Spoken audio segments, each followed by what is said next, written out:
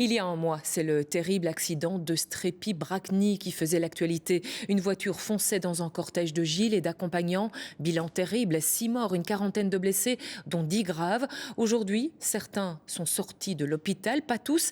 Et puis il reste aussi les blessures psychologiques. Témoignages recueillis par Cédric Riflard, Frédéric Varlet et Guillaume Wolf. Florian, 29 ans, est sorti de l'hôpital il y a une semaine. Pendant quelques jours, son pronostic vital était engagé. Une fracture de la boîte crânienne a nécessité 2 opérations. Je n'ai aucun souvenir. Et je pense que pour moi, c'est mieux comme ça. C'est très dur comme ce qui s'est passé, mais je préfère n'avoir aucun souvenir pour continuer à aller de l'avant. Mais c'est quelques jours après l'opération, quand j'ai demandé mon GSM, que les médecins, avec l'aide de mes parents, m'ont expliqué ce qui s'est passé. Dans l'accident, il y a des personnes qui sont malheureusement décédées. Moi, je m'en sors sur mes 2 jambes, je suis toujours debout. Donc oui, je me considère comme miraculé. Oui. Pendant ces 3 semaines d'hospitalisation, Florian et ses parents ont été très soutenus par leurs amis et connaissances. C'était vraiment étonnant, mais on a eu des centaines et des centaines de messages, même de gens qu'on ne connaissait pas.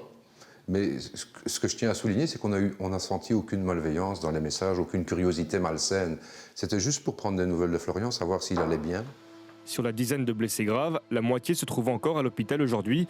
Tony Gava a été blessé dans l'accident. Il a cofondé une association pour venir en aide aux victimes avec plusieurs objectifs. Le premier, c'est simplement une aide, je vais dire, administrative, une aide psychologique, donner des numéros d'appel d'aide.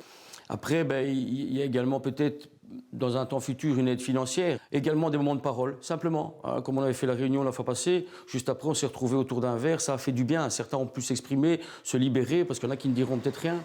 Directement ou indirectement, la police a recensé 228 personnes touchées par cet accident, mais il pourrait en manquer. Il y a aussi des gens qui, aujourd'hui, de manière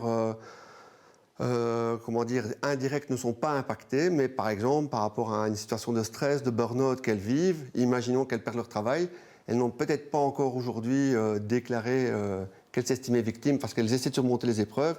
Demain, elles le deviendront peut-être, malheureusement. Les personnes qui en auraient besoin peuvent encore trouver de l'aide sur le site victime.be.